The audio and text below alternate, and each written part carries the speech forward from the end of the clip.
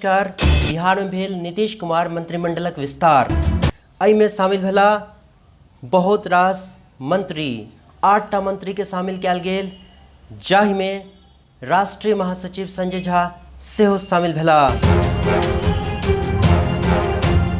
कुमार मंत्रिमंडलक विस्तार आइ कयल गेल, जाहि में मिथिला के मधुबनी जिला के रहनिहार एवं जदयू के राष्ट्रीय महासचिव संजय झा के मंत्रिमंडल में स्थान भेटल अछि। हुनका जल संसाधन मंत्री बनाओल गेल अछि।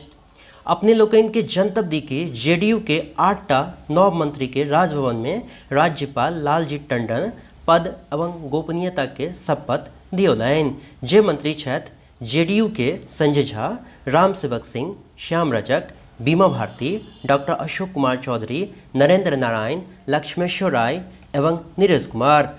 अपने लोकनि के जनतब हैत कि संजय झा के दरभंगा से लोकसभा चुनाव में टिकट नहीं भेटल छलनि, कियाक तऽ दरभंगा के सीट भाजपा के आवंटित छल। संजय झा के अथक प्रयास से दरभंगा एयरपोर्ट एवं एम्स दरभंगा के भेटल अछि।